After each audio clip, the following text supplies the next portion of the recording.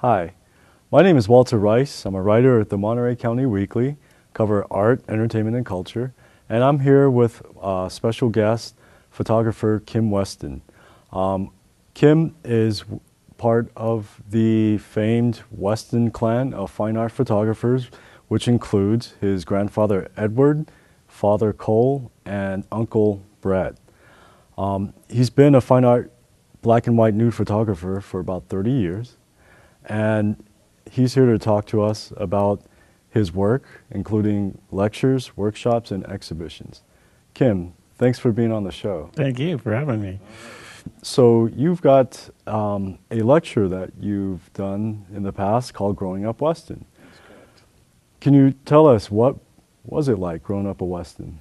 Growing up Weston was like cameras were everywhere. We had our own darkroom. I picked up the camera, and I was a very shy kid, and I'd love to sit in the darkroom with my dad. It was dark in there and very peaceful, and help him. And I'd go over to someone's house, and to me, if there wasn't a darkroom in the house, I felt strange. Where's your darkroom? So it was just something we did.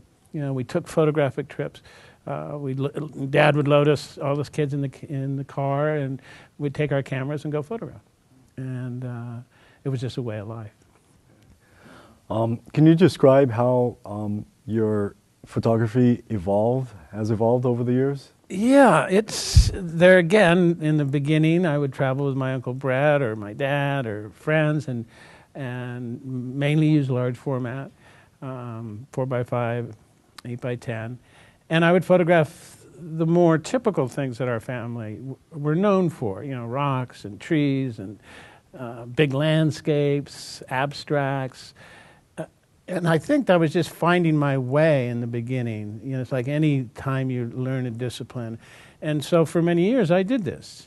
And then one day I wasn't getting everything out of that process. And I was going to do a nude study, and we were going to do it outside, and it just so happened it rained that day, and we were going to do this on this beach. Of course, my grandfather is famous for his nudes on the beach down in Oceano. So it wasn't anything new, but so it started to rain. I had the model, and I had a studio at the time, and I thought, well, I'll just bring the beach to me.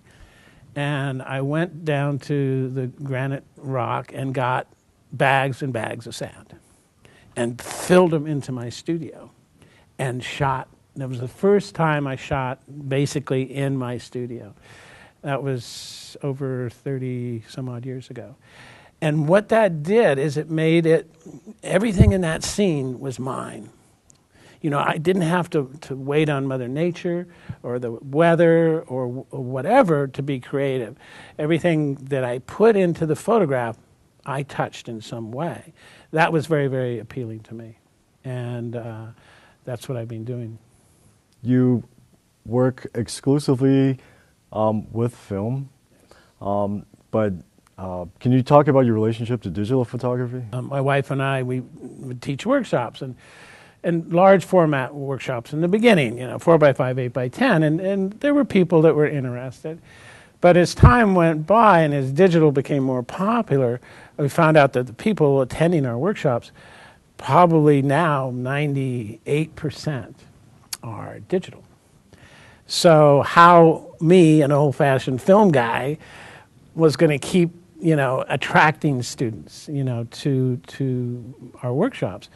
And I found that in my teaching, what I was going to do was teach more of a philosophy, not a technical, not a camera-oriented thing. A camera is just a recorder. It just records. You put it up, you push the button, I don't care if it's digital or film, it's going to record what's in front of it. To me, what makes teaching exciting is that it's my job to inspire the love for this medium. And it doesn't matter if it's digital or film. That can be accomplished with both types of equipment. So we found that teaching our workshops, digital people were totally excited about them, and that, as I say, 95% or 98% are digital. It's a great tool. You can use it where with film, especially a teaching apparatus, because it gives you an instant feedback. And so you can photograph one day, and then the next morning you can put it up on the computer screen the student's work. So this gives you a great opportunity to be able to critique and teach. So I really use it as a teaching tool, even though I don't use it for my work.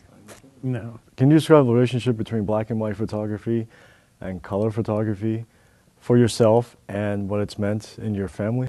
Towards the end of Edward's life, Kodak sent him color film, and actually Edward was quite excited about it. But he was quite sick at that time, so he never got to really explore it. But he did go out and use the color film. So when he passed away, my dad at that time was a young photographer trying to find his way, which path he was going to go. And so he picked up this color film that Kodak had sent to his father. Mm-hmm. And I think he used it more as a separation so that he wasn't compared to his father. Dad had a sort of a problem that way with being compared to this great Edward Weston. So the color separated him. And I never did color. I started in black and white. It was a tool that I used. Color to me was much harder to actually do because we see in color. Mm-hmm. Black and white instantly is different, right? When you look at a black and white photograph, that's not what we see. So it has a layer of the story already put on it. I find, very few good color photographers. You still have to have the same sensibility as a black and white photographer, but no, to me, color is much more difficult. Okay. What is it that when you're photographing, or when you're even conceiving a photograph, what is it that you're looking for in your subject, whether it's a nude or an object or a landscape? Yeah. There again, it harkens back to what I was saying earlier about the studio. A lot of my work, especially early work, was a lot of preparation. So all my inspiration would come from painters. So I would study different painters, and then I would draw out what I wanted to photograph. So I actually have a storyboard of what I was going to photograph, how, if I built a set, how the set was going to be built. So a lot of preparation went into this sort of photograph that I was going to take. And so the actual photograph became a record of a process. That's what was exciting to me, that process. And basically the photograph was just the culmination of all those hours of drawing. And even though I'm not a very good drawer, but that finished image was a record of a process. And that's the type of work that I did. It was very, very thought out and very, very controlled. Which painters did you draw from? I have a list of painters. Yeah. Balthus is one of my favorite. Bernard, and it didn't. I wasn't an art historian, so what I'd do is I'd go down to the bookstore and I would just thumb through art books. Yeah. I didn't care if it was Picasso or Rembrandt or whatever. If there was something in that imagery that clicked in my brain, then I would take that book home. My people come into my studio and there isn't a photography book on the wall, on the shelf. It's all painters. Oh, interesting. Yeah. And that sort of goes into what I'm doing now, which is another discipline, which is I'm painting on my photographs. Yeah. That came about, actually, a friend of mine, Reed Farrington, is a very good painter. And one of my dear friends, one day we were talking about paint and photography, and he loved the photographic image because of its detail. And I said, well, why didn't you paint on one of my images? And what it was this great bond between the two of us, and a great lesson in trust, because he didn't tell me what to photograph, and I didn't tell him what to paint. So I picked out the photographs, and I gave them to him, and then he painted on it. It was a great collaboration, and quite successful. I mean, he's a fabulous painter, and we had shows at the Marjorie Evans Gallery, and we did fun things like we served hot dogs and cheese whiz at the opening reception, because we were sort of bucking, the Chardonnay and the caviar group. But that was the first time that idea came in, and then eventually, about 10 years ago, I was working in a process called platinum printing, and my friend, great photographer Ryuji, was teaching me that process. And so anytime you're doing a new discipline, you end up with work that's not good enough to sell. And so these images were sort of stacking up, and I didn't want to throw them away. And one day I thought, well, I'll add some color to them. They were little 4x5 platinum prints. And so I started playing with color on them, and basically using crayon and ink, oil, pastels. And what I didn't want to fall into, which is photography has been painted on since black and white photography was invented, because they didn't have color process. What they do is they colorize it and make it look like a color photograph. I didn't want that. And so I wanted it to be not this sort of precious painty thing. So I set my timer for 15 minutes and went at it. And if I couldn't do it in 15 minutes, I was spending too much time. And it's like any new discipline, you make challenges for yourself. And that time thing was very important. I wanted this to be a very quick, spontaneous action. And painting is an action. It's much different than photography. It's very physical. And so that's how it started. That was about 10 years ago. Okay. Yeah. Have you worked in other genres of photography, such as commercial photography or documentary, street scenes? No. I've done pretty much figure work, from 35 years ago. I was never good at commercial work. A lot of my friends are great photographers, like Winston Boyer. He supports himself by weddings. Brad Cole does the same. So there are these people that do great, photography, but they make their money, a lot of their money, by weddings, and I was just no good at it. So I did construction, built homes for that 30 years. Of course, it made my schedule a little hectic, because you had to be at the job at 8 o'clock and you're off at 4:30. So I would get up at 3 in the morning and do my printing, and then go off to work, pound nails, and photograph on the weekends. Okay.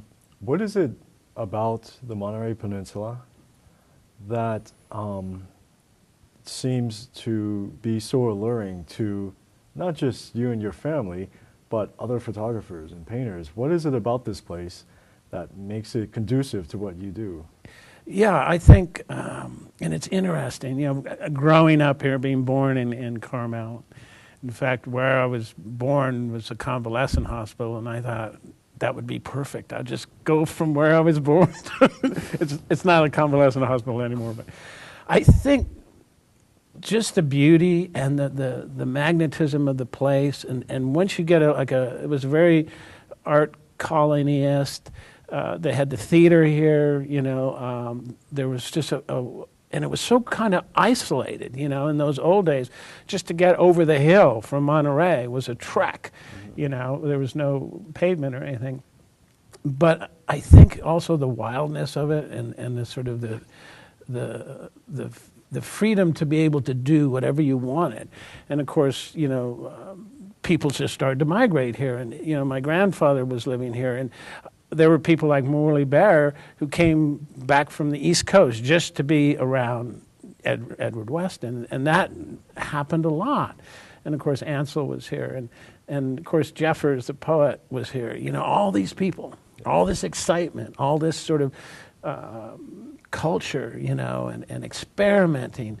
And I think you look at Carmel today, when I was a kid, there were gas stations on every corner, and you look at it and you think, well, maybe that is gone. And it hasn't. It really hasn't. You start to peel back the layers. And yes, Carmel is beautiful, and you have to look at it in a different light now.